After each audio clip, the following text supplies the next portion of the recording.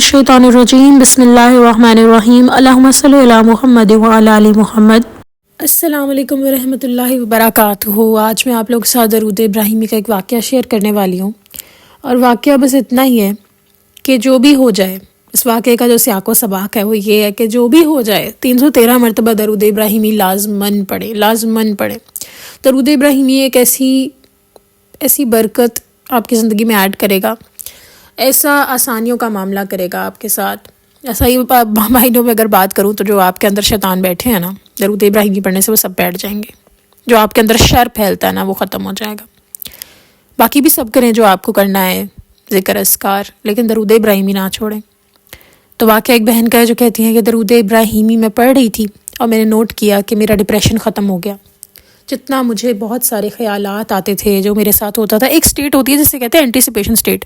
Anticipation state वो state होती है जिसके अंदर आपका दिमाग जो होता है ना, उसने वो सब महफूज किया होता है जो आपके साथ पहले बुरा हो चुका होता है। फॉर एग्जांपल किसी ने आपको बुरा बोला होता है और आपका जो कह लें आपकी जो सेल्फ इस्टीम है, इज़्ज़त नफ्स है ना, वो हमेशा इस बात को जानती है कि मेरे साथ बुरा हो गया, ये नहीं होना चाहिए था, तो अगली दफ़ा जो है ना मुझे क्या करना चाहिए। उसकी वजह से वो एंटीसिपेशन स्टेट जो होती है वो क्या करती है कि आपको ऐसी सी बातें सोचने में मजबूर करती है कि अगर दोबारा अगली दफ़ा किसी ने ऐसा किया तो मैं उसको ये कह दूँगी, वो कह दूँगी। लेकिन इसका नुकसान ये होता है कि ये नेगेटिव थॉट की तरह आपके अंदर चलती है और डिप्रेशन में ज़्यादा इजाफा करती है। इस तरह की तमाम स्टेट से निपटने के लिए हमें पता ही नहीं चलता कि आहिस्ता आहिस्ता ये इतनी ज़्यादा हो जाती हैं हमारे अंदर कि हम एक बेसकून ज़िंदगी गुजारने लग जाते हैं। डिप्रेशन कह लो, एंजाइटी कह लो, उसका शिकार होने लग जाते हैं। यहाँ तकलीफ़, वहाँ तकलीफ़, कंधों में तकलीफ़, तनाव और पता नहीं क्या क्या। तो वो कहती है मैंने जब से दरूद इब्राहिमी पढ़ना शुरू किया तब से मेरे लिए आसानी होगी। मुझे इस तरह ख्याल आते ही नहीं थे। यहाँ दरूद इब्राहिमी पढ़ा, ख़त्म हुआ, वहाँ आसानी हुई। आहिस्ता आहिस्ता कहती है इस बात की कायल होगी कि दरूद इब्राहिमी के बगैर मेरा गुजारा नहीं है। लेकिन लाइफ में कुछ ऐसे लोग आए अल्लाह की तरफ से जिन्होंने कहा कि ये भी पढ़ो, इजाज़त के साथ कुछ अमल मिले उनको। उन्होंने कहा, मैंने वो भी पढ़ना शुरू किया जिनसे मुझे काफ़ी फ़ायदा हुआ। लेकिन दिल में कहीं ना कहीं दरूद इब्राहिमी ना छोड़ने की ज़िद भी बन गई। उसके बाद ये हुआ कि जितना ही ज़्यादा पढ़ती थी दरूद इब्राहिमी, इन्होंने उसको नहीं छोड़ा और उससे कम कर लिया, लेकिन छोड़ा नहीं। तो इनका भी यही कहना है कि आप छोड़े मत दरूद इब्राहिमी।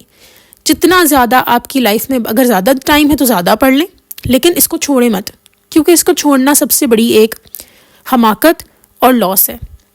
ये बिल्कुल ऐसा ही है जैसे किसी इंसान ने अपना कीमती ख़जाना खो दिया हो। दरूद इब्राहिमी एक ऐसा कनेक्शन बनाता है मजबूत आपका हुज़ूर सल्लल्लाहु अलैहि वसल्लम के साथ कि आप समझ ही नहीं पाएंगे कि वो कनेक्शन कितना मजबूत है, और वो बनता भी चला जाएगा। इसमें आपकी इतनी एफर्ट्स भी नहीं लगती। तो दरूद इब्राहिमी मत छोड़ें। आपको नहीं पता जो लोग छोड़ देते हैं उनका कितना नुकसान हो जाता है। मैंने लास्ट वीडियो में भी यही डिस्कस किया था कि दरूद इब्राहिमी जो लोग छोड़ देते हैं उनकी लाइफ में क्या क्या प्रॉब्लम्स आती हैं। तो दरूद इब्राहिमी आपका डिप्रेशन, एंजाइटी ये सिर्फ ख़त्म करने के लिए नहीं है, इसमें और बहुत कुछ है, इतना कुछ है। लेकिन सबसे अच्छी बात इसकी ये है कि दरूद इब्राहिमी जो शख्स पढ़ता है ना, उसके हिसाब से उसके मुशाहिदात होते हैं और वो नए नए होते हैं। कुछ तो मुशाहिदात ऐसे भी हैं जो कि बताए भी नहीं जा सकते, लेकिन जितने बताने की मैं कोशिश करूँगी ताकि आप लोगों को ज़्यादा से ज़्यादा मोटिवेशन मिले। और यहाँ पे मैं एक और वाक़या आपके साथ शेयर करना चाहती हूँ। एक बहन कहती हैं कि उनमें गरूर तो ना था, लेकिन इतना ज़रूर था कि किसी की बात बर्दाश्त नहीं होती थी, ख़ास तौर पे वो जो गलत हो जाए। यहाँ तक कि ना सिर्फ अपने लिए बल्कि दूसरों के लिए भी अक्सर औकातें जदोजहद कर लेती थी कि किसी के साथ गलत ना हो। तो जिस इंसान ने अगलों के लिए इतना स्टेप लिया हो और अपने लिए भी उसका एक वक़ार हो इस बात पे कि नहीं, गलत नहीं बर्दाश्त करना, फिर उस इंसान को आजमाया भी जाता है। और कहती हैं कहीं ना कहीं ऐसा हो रहा था कि वो चीज़ गरूर में तब्दील हो रही थी, समझ नहीं आ रहा था क्या हो रहा है। और क्योंकि आपको टेस्ट भी आप होते हो हर उस चीज़ से जो आप अपने दिल से लगा लेते हो, जिस चीज़ पे आप कहते हो कि नहीं ये नहीं होना चाहिए, वो नहीं होना चाहिए, चीज़ों का भी, इमोशंस का भी, तो ये भी टेस्ट हुई। और कहती हैं ऐसा था कि ऐसा लग रहा हो जैसे कि लोग आ रहे हैं मुझे डिस्टर्ब करने के लिए बार बार। वो चीज़ें जो मुझे नहीं पसंद, जो मेरा हक़ है, वो भी मेरा मजरूह हो रहा है। जब इन्होंने दरूद इब्राहिमी शुरू किया तो इन्होंने नोट किया कि ना सिर्फ ये चीज़ें दूर हुई, बल्कि इनके दिल से ना सिर्फ ये गरूर, इन सब चीज़ों को अल्लाह ताला ने ख़त्म किया, बल्कि साथ साथ इनकी इज़्ज़त नफ्सी मजरूह होना बंद हो गई। तो इन्होंने यही रियलाइज़ किया कि दरूद इब्राहिमी पढ़ने वाले शख्स के साथ कुछ ऐसा आसानी का मामला हो जाता है कि उसकी बुराई तो मिटती ही मिटती है। ना सिर्फ ये, बल्कि जिस चीज़ को उसने दिल से लगाया होता है उसमें भी उसके लिए आसानी हो जाती है, यानी उसमें भी उसकी इज़्ज़त नफ्स को मजरूह नहीं किया जाता। इंसान की जो इज़्ज़त नफ्स है ना, وہ ایک ایسی چیز ہے جو کہ انسان کبھی بھی کسی قیمت پہ چھوڑنے کو تیار نہیں ہوتا. ایک چھوٹے سے بچے کو بھی اپنی عزت نفس کا کہیں نہ کہیں پتہ ہوتا ہے. اسے مطلب نہیں پتہ ہوگا عزت نفس کا, اسے اس لفظ کا نہیں پتہ ہوگا, لیکن کہیں نہ کہیں اس کو بھی اس بات کی ریئلائزیشن ہوگی کہ عزت نفس ہے میری. درود ابراہیمی آپ کے وقار کو قائم رکھے گا, آپ کی عزت نفس کو قائم رکھے گا, آپ کے لیے آسانی کا معاملہ کرے گا. اندر انسان کا ٹھیک نہ ہو تو باہر سوار لیا کیا فائدہ.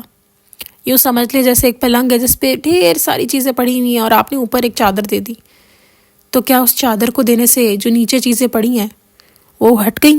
بالکل ویسے ہی ہم اوپر سے اپنے آپ کو جتنا مرضی سوار لیں, اتنا ظاہر سوار لیں, لیکن اپنے باطن کی طرف کوئی دھیان ہی نہ ہو, تو درود ابراہیمی یہاں آپ کی ہیلپ کرے گا.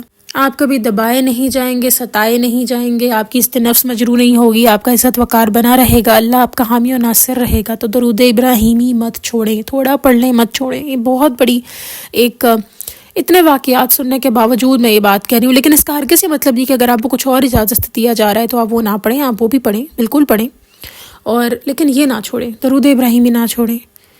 آپ کی جس مقام تک آپ آتے ہیں آپ کو نہیں پتا کہ کتنا آپ کا یہ جو درود, جسے آپ شیطان کا نا ہر وقت ایک کام ہوتا ہے لگے رہنا کہ یہ کیا, بس اس سے تو کوئی فائدہ نہیں ہو رہا.